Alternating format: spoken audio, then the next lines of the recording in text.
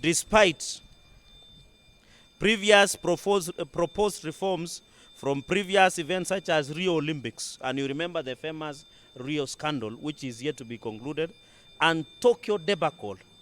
A few or none has been implemented since we have noticed several malpractices such as the reward scheme and stipends given to winners for various categories has not been set clearly.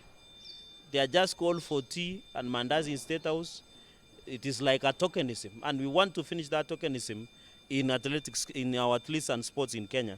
The payment of allowance to government officials being paid and other delegations, and I'm sorry to say this, some of your colleagues were paid higher allowances and ministry officials higher allowances than the athletes.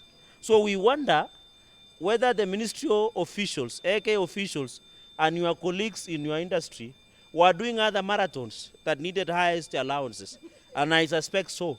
Because what justification would you give to pay allowances more to the ministry officials and AK officials and NOC officials over the athletes who have worked hard, run their soil, they have toil, sweat, and blood?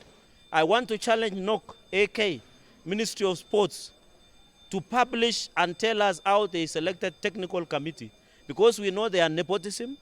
In fact, I am aware, and we will name and shame them, that ministry officials even decided to sponsor their slay queen girlfriends and their slay king boyfriends to that event.